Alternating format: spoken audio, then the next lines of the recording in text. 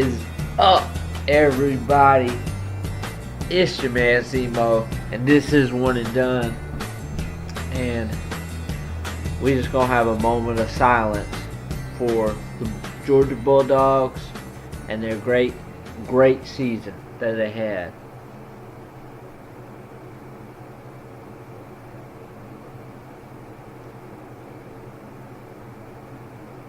Alright, yeah, for sure. Gotta give them props, win, lose, or draw. I watched this game live, and it's so tough being an Atlanta sports fan. It's so tough. Me and my friend was talking about it the other day. But anyways, we're gonna get into it right now. This is the national championship game. Highlights between my Georgia Bulldogs and the Alabama Crimson Tide Elephant, whatever they are, people. Surfing, elephant, whatever the hell. Alright, let's go. Let's get it. I hate this. I hate this so very much. I hate this so very much right now. You don't even know how much I hate this right now. Yep, hit. Yeah. First possession of the game, we threw a pick. I wasn't that mad about that though. Is what it is. I mean, I thought Buddy made the catch, bobbled it. I really do kind of got lucky in the catch, really. The reason Fromm didn't get a lot on that ball, Chris, third down, a lot of pressure. As he threw it, he got hit. He should have caught that. So the physicality in the inside from Carter and Roquan Smith, the leader of the defense. Sorry, my narration sounds bad. I'm eating a sandwich. Starving.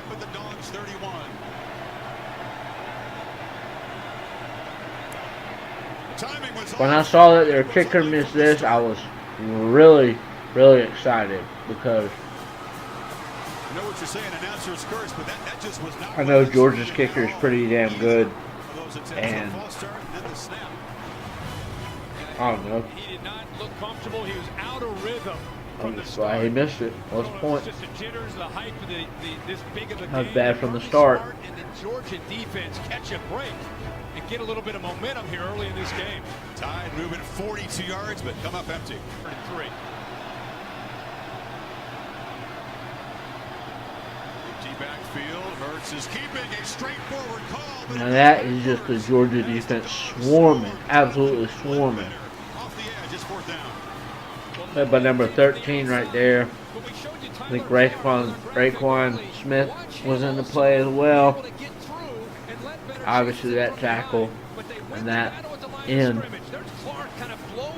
I don't know what kind of blocking scheme that was. That was really perfect play call. Called the blitz. Or they just read it perfect. Great.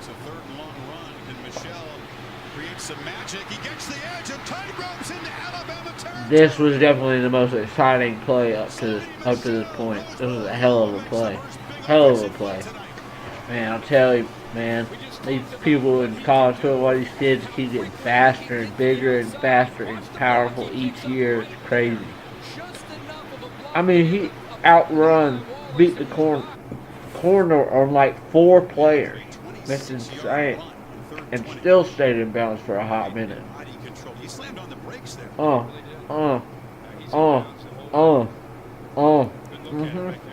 Dogs are threatening that good pick just before half. This from 41.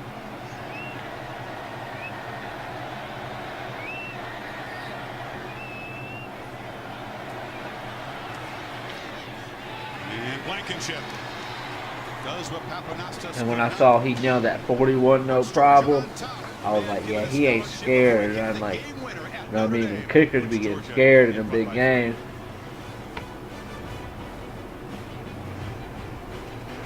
Third and long. Top receiver Chris Wims, number 6 to the left, hasn't caught a pass yet. Fromm took a look downfield. Now checks it down. It's complete. And it's Riley Ridley. Little brother making a big impact. That was a huge play right there. I remember that. That was a huge play. man, the thing was, I really thought we were going to win. We should have won this game. But anyways, I'm not going to. I mean, beautiful offense, great protection, great route, great catch. I mean, that was beautiful. Team, that was the whole team made that play what it was. The receiver, the quarterback, the offensive line, the other receivers. Dogs need 6. They're in field goal range from downfield. There is Wims going up. That's a great back shoulder throw. That is beyond his years. Usually it takes a little while. Normally there's not a lot of freshman QBs throwing back shoulder, 30-yard back shoulder fades, 25-yard back shoulder fades that are freshmen. And hitting them. Blankenship again from 27. Georgia had that 1st and goal. 3 plays, netted nothing.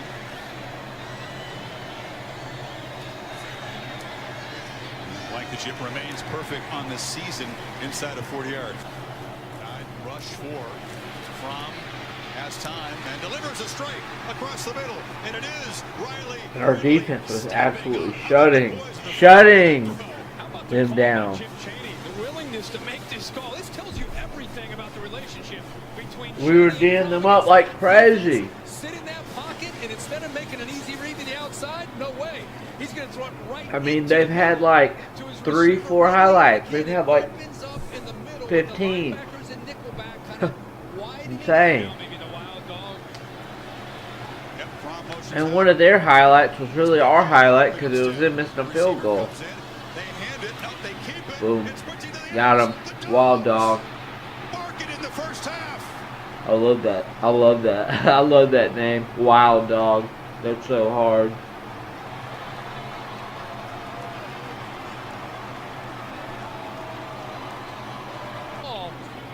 But what's great about this is you get a tight end Nada leading around after the fake to Michelle, and again a high school quarterback. Hell of a play design, and that was a really good block for him to get out in space that fast like that.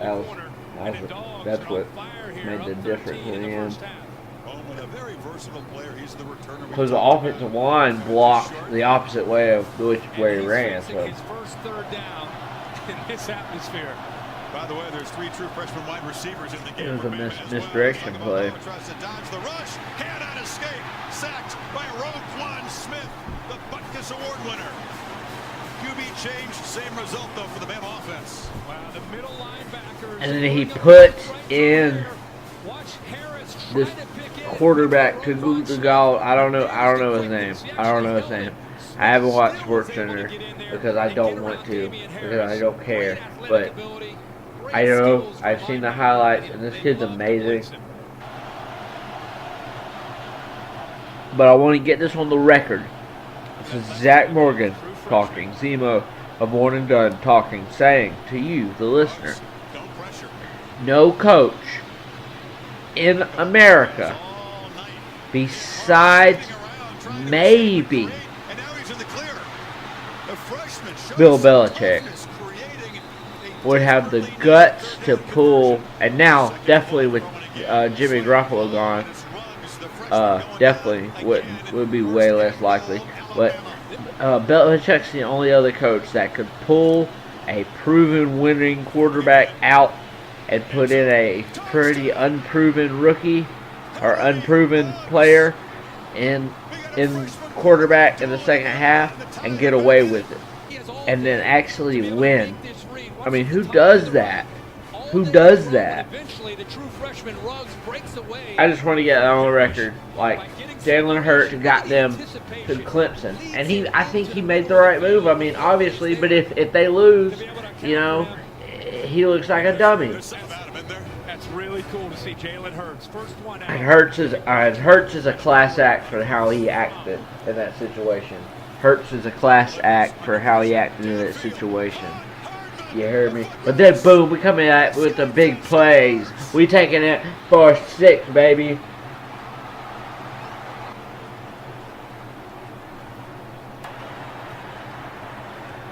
Sideline interference. interference penalty against Georgia.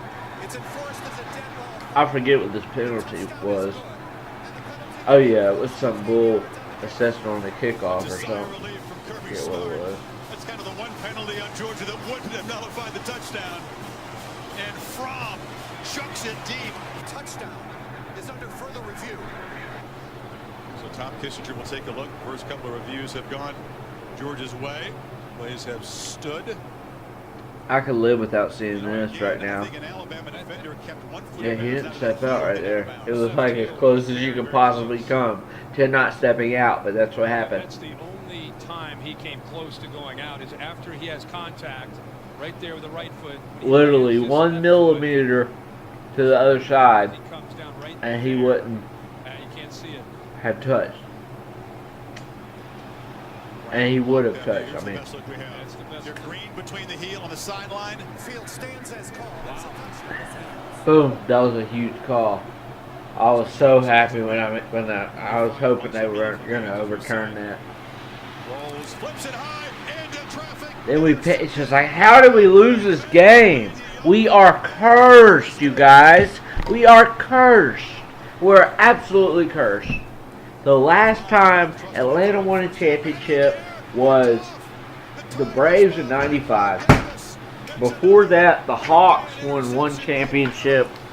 And besides that, we have had nothing. The Braves made it to the World Series a bunch of different times for nothing. The Hawks were a 1 seed, got swept. Falcons to the Super Bowl. I don't even want to talk about that. This game got ahead. The SEC game against Alabama about 4 or 5 years ago, and we came up like a few yards short and ran out of time. I mean, just instance after instance of not just Atlanta, but Georgia teams in general being super unlucky, and not unlucky, but just we were good, but we don't get it done. We never completely follow through. I mean, it's just crazy, man. It's crazy. It's so hard to be an Atlanta sport because it's hard. I mean, a lot like Texas, Spurs have 5 championships. California, Lakers, obviously have a huge story franchise. You got, I mean, just pick a team. Detroit, the state, Detroit, had the Pistons. Houston had the Rockets. I mean, there's at least something. Dallas won 1. I mean, you have the Miami Heat in Florida. You have Alabama. They win championships all the time. You have Massachusetts. They win championships all the time. Even freaking the Cubs won. The Cubs.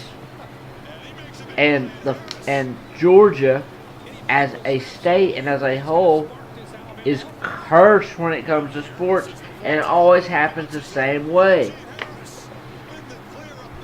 I'm going to get off my soapbox and start recalling the game, but I have to get that off my chest. Tell me a state that's more cursed when it comes to sports than us. Besides maybe, you could argue Buffalo, New York, but at least the state, Buffalo going to 4 Super Bowls, losing them all. I can't imagine what that's like. But the state of New York, the Yankees have won. Did the Mets win 1? I'm not sure. The Giants have won 2 Super Bowls. I mean, we haven't had anything except one in the 95 World Series, and then I think the Hawks won it once in the NBA championship. I don't know what year that was, but anyways, I hate it very, very much. I hate this game very, very much. But anyways, the lefty I'm not gonna lie, man. He's hard. He goes in. He goes in. I don't know if it's the fact that he's left-handed, it throws people off or something, but that man goes hard, man. That man goes hard. He can run too. Papanastos with the national championship from 36 yards.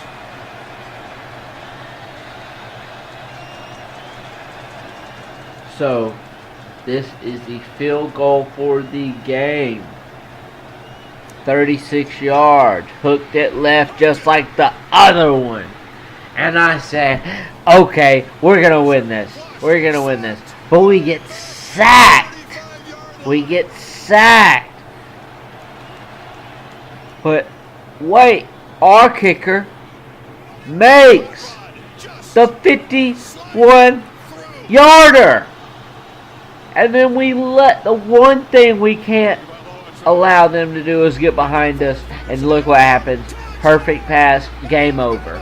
The one thing we had to let them not do was get behind us. Their kicker missed 2 field goals from way farther than way shorter than where he threw that ball from. The kicker would have missed a field goal and we would have won, but we let the man get behind us for the touchdown.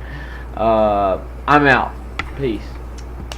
So yeah, guys, that was the game. Honestly, I mean, there's not much I can say about it. There's not much I can say about the game, honestly, because I mean, it was what it was. I don't know how to explain it for y'all. Y'all aren't stupid.